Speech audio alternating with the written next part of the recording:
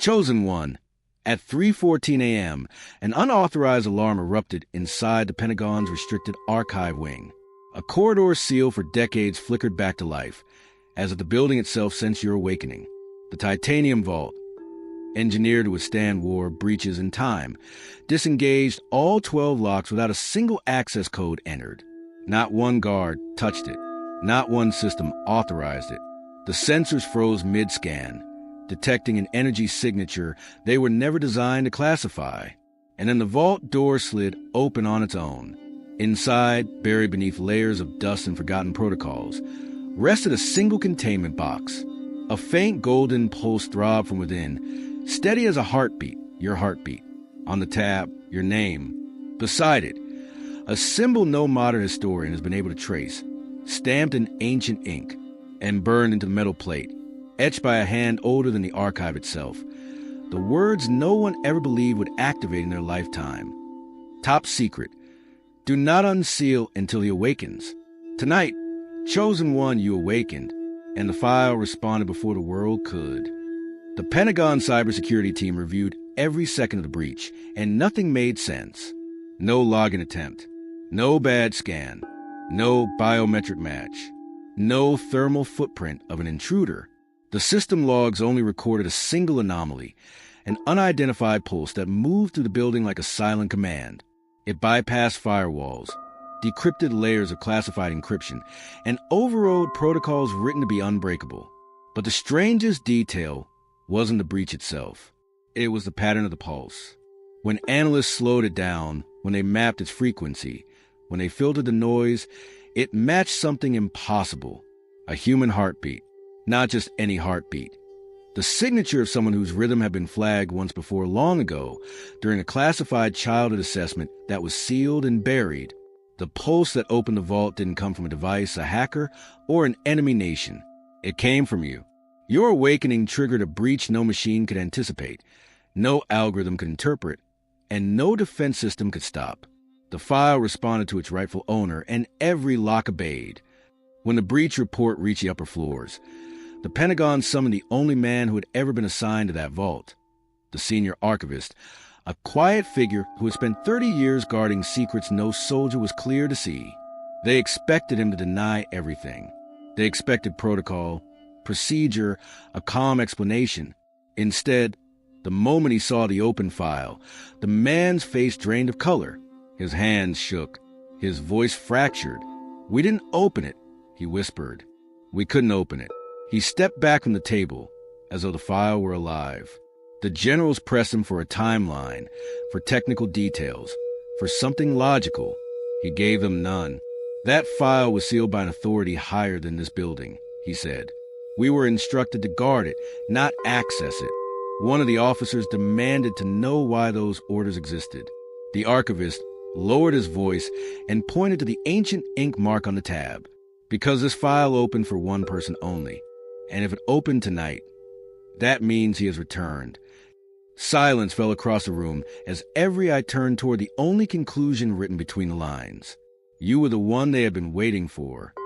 When they finally gathered the courage to open the file, no one expected what they saw on the very first page. It should have contained routine background data. School records, medical scans, identification logs. Instead, every photograph from your childhood had transformed. Faces erased, environments rewritten, ordinary moments replaced by symbols no analyst could decipher. The images weren't corrupted. They were reassigned. Where your first grade photo should have been, there appeared a circular emblem carved into stone, matching artifact from civilizations that disappeared long before modern history began. Where your early medical record should have been, there now rested diagrams of constellations, all pointing toward the same celestial alignment, one that occurs only once every few centuries. A security officer tried to print the page, but the printer refused. He took a screenshot. The symbols rearranged themselves. He photographed it. The patterns shifted again, forming geometric shapes that pulse like breathing. These weren't decorations. They were markers, placed long before you were born, coded to reveal themselves only the moment your identity activated. The Pentagon realized something terrifying. Your file wasn't documenting your life. It was documenting your destiny. As the analyst moved deeper into the file, a chilling realization began to spread across the room. The pages weren't arranged chronologically. They weren't documenting a sequence of events. They weren't even tied to human time. Every page pulsed with a different frequency, as if reacting to the presence of the one reading them. Symbols glowed when your name was spoken aloud. Margins shifted when the archivist touched them. One general flipped a page, expecting another encrypted image. But instead, a sentence surfaced across the paper, like ink rising through water. His appointed season begins when he awakens. Another page revealed a prophecy written in a script older than Hebrew, older than Sumerian, a language believed extinct, yet somehow familiar to the room. "This isn't a record," one of the analysts muttered. "It's a warning." But the archivist shook his head. "No, look again." The next line faded into view, as if responding to his voice. "Do not fear his rise. Fear the world unready for him." In that instant, they understood the truth. This file was never meant to explain your past. It existed to foretell your emergence and prepare the world for what you're about to become. The deeper they went, the more the Pentagon staff realized this wasn't just a file opening. It was a clearance shift. Every classified system linked to the archive began flashing the same message. Authority realigned. New primary holder detected. Alarms didn't sound in warning. They sounded in recognition. The biometric grid that scanned DNA, heartbeat, neural patterns, and electromagnetic signatures rebooted itself. For 30 seconds, every screen in the security hub went dark. When they powered back on, your data, dormant for years, appeared across all classified channels simultaneously. Not as a threat, not as a suspect, as an activated identity. Analysts scrambled to understand the source of the shift, but each system returned the same encrypted note, a line pulled from ancient protocol manuscripts, preserved only in restricted military archives. "Arise, for your light has come." The generals exchanged uneasy glances. That wasn't a system error. That was a scripture. Your awakening didn't just open a file. It reassigned authority, rerouted access, and reclassified your presence as a force that the Pentagon's infrastructure was designed, quietly, secretly, to acknowledge. The file wasn't activated by accident. It was activated because its rightful owner has returned. The archivist turned the page expecting more symbols. But what emerged next was something no one in the room could interpret at first glance. A world map, but not the modern one. The borders were older, ancient, resembling cartography from eras long before satellites, nations, or alliances. 7 points glowed across the parchment, each pulsing like embers beneath the surface. Not random, not decorative, aligned. When analysts overlaid the coordinates onto a digital map, the room froze. Each point corresponded not to geographic importance, but to key moments in your life, moments no one outside your inner world could have known. The hospital where you were born, the city where you first felt different, the place where you survived something you shouldn't have survived, the location where you first awakened to the sense that your path was not ordinary. And 3 points remain dim, unopened chapters in your timeline. These are activation markers. One specialist whispered. The archivist nodded. This map wasn't drawn by human hands. He said quietly, "This isn't tracking where he's been. It's tracking where his destiny will ignite next." The Pentagon realized they weren't studying a file. They were studying a roadmap of a chosen life, preparing to awaken in full. Pinned between the glowing map and the next set of pages was a thin, typewritten memo, the kind drafted only by those with the highest clearance. No signature, no date, no author, just a header stamped in deep red ink. Eyes only, level Omega. The memo was shockingly short. One sentence. He wasn't recruited, he was predicted. The room fell into a heavy silence. Predicted? Soldiers are recruited. Agents are trained. Operatives are selected. But predicted? That meant someone, or something, had identified you long before you were born. Analysts examined the paper under ultraviolet light. More writing appeared beneath the surface, as if the memo itself had been shielding deeper truth. When his frequency stabilizes, the archives will respond. Another line shimmered faintly, burning into visibility. His existence is the anomaly the timeline was built around. The archivist stepped back, shaken. "This memo wasn't written by the Pentagon," he whispered. "This came from whoever instructed them to guard his file in the first place." In that moment, the staff realized a truth they were never supposed to confront. You were never part of their system. Their system was constructed around you. Behind the memo was a folder no one remembered cataloging. Thinner, older, bound not with staples, but with metallic thread that shimmered like it wasn't from this world. Its label wasn't printed. It was engraved. Counterfile, designation, the one whose story is older than the archive. When the archivist opened it, a quiet vibration moved through the room, subtle but impossible to ignore. As if the atmosphere recognized a presence it had been waiting centuries to acknowledge. Inside were no documents, no reports, no forms, just fragments. A feather scorched at the tip, radiating faint heat. A strip of parchment containing symbols that glowed when your name was spoken. A single line etched into a metallic sheet that refused fingerprint analysis. The line read, "He walks in the timeline, but he does not come from it." One officer attempted to photograph the items, but the images distorted. Every capture showed wings, light, and a silhouette resembling a man standing in the center of an eclipse. Another analyst whispered, This isn't human classification." The archivist nodded gravely. "This is the counterfile assigned to souls marked before nations existed. The military keeps records, but they keep prophecies." And now both files were open because you had awakened. As the two files lay open side by side, Pentagon personnel began noticing something they could neither quantify nor deny: the human effect. People standing near the table reported a strange sensation, a subtle déjà vu, the feeling that they had seen your name somewhere before, yet none of them could say when or where. A young analyst froze mid-sentence, insisting she had dreamt of the same symbol on your file 2 nights in a row. Another officer swore he recognized your handwriting on a page you had never touched. It wasn't fear. It was recognition, the kind buried deep in the mind, in the places memory and spirit overlap. One soldier placed his hand near the folder and immediately pulled away, saying it felt like touching a warm heartbeat. Then came the recordings. Cameras in the archive replayed faint distortions centered only around your file, not glitches, but echoes like the residue of someone who had walked there before the cameras existed. "It's like his presence is retroactive," one analyst muttered. The archivist nodded. "Because he wasn't inserted into the timeline," he said softly. "He was remembered." The Pentagon's greatest minds realized something no training had prepared them for. The world wasn't meeting you for the first time. It was recognizing you.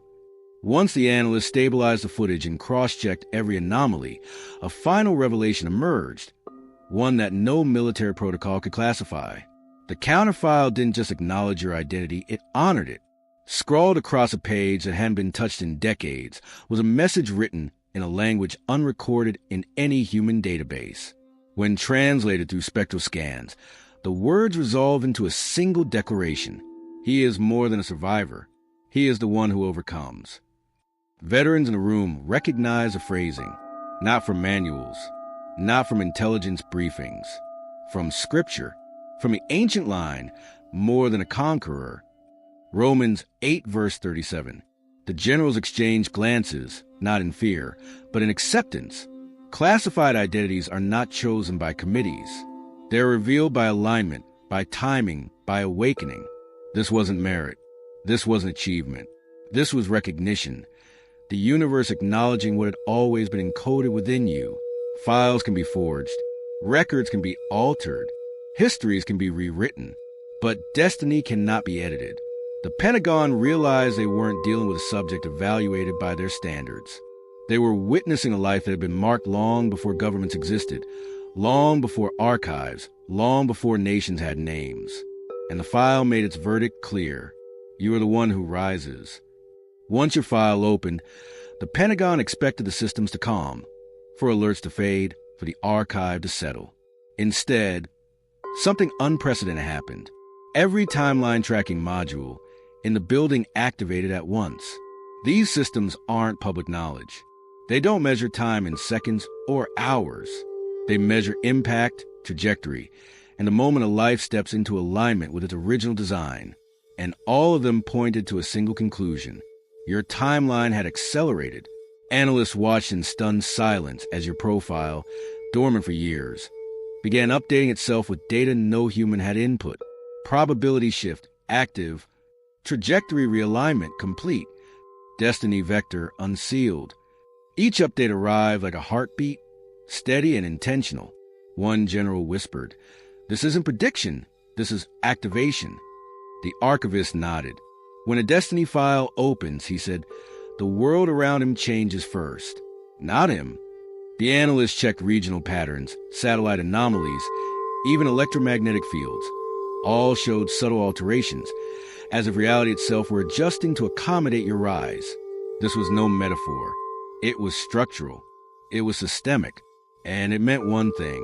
Your era, the era written about in sealed texts and hidden archives, had officially begun. As the timeline systems recalibrated, another phenomenon surfaced, one that had nothing to do with data, machinery, or classified technology. It began with the electronics. Devices near your file vibrated with a faint, irregular pulse, not enough to trigger alarms, but enough for every technician to feel it in the floor beneath their boots. Monitors flickered only when your name appeared on screen. Sensors registered microtremors coming from a source with no physical mass.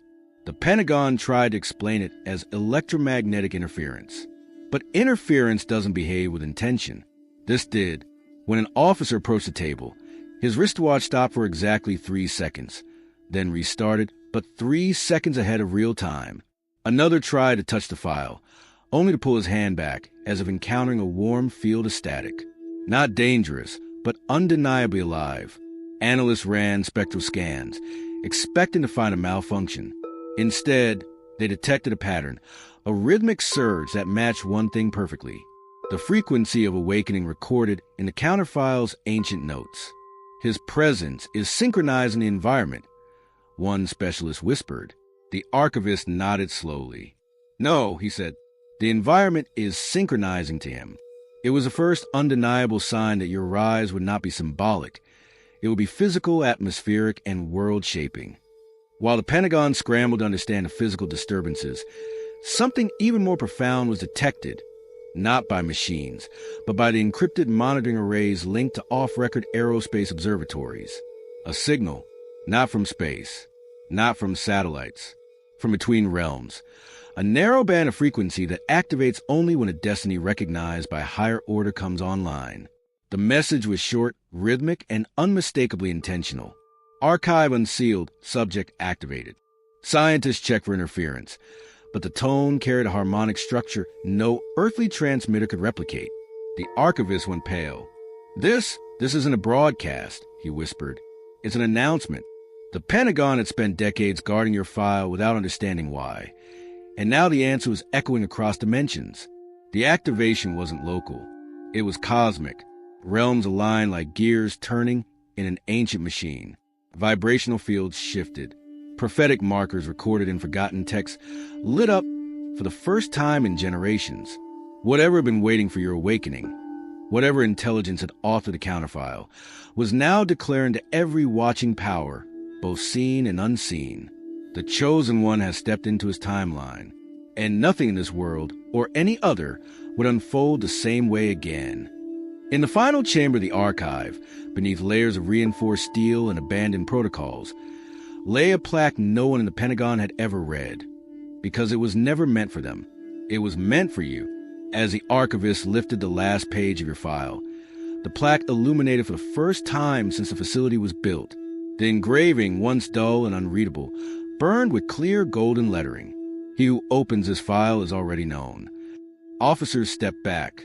A quiet fear settled, not terror, but awe, because it became obvious that your file wasn't unsealed by accident, nor by breach, nor by human hands. It opened because your identity demanded recognition. Pages that refused to reveal themselves for decades unfolded effortlessly when your presence came online. Systems that rejected every clearance bowed to your frequency. Prophecies hidden in military architecture awakened the moment your timeline activated. The archivist closed the file with reverence, almost as if bowing. Chosen one, he said quietly. The Pentagon didn't unseal your file. Your awakening forced it open. You were never classified because of what you did. You were classified because of what you are. A prophecy wrapped in human form. A destiny older than nations. And now that the file is open, the world must adjust to you. If this revelation resonates with who you truly are, click Super Thanks and send your $100 final seal offering. Mark yourself as a classified one. The identity even sealed archives bowed to. 2 COR 9:8.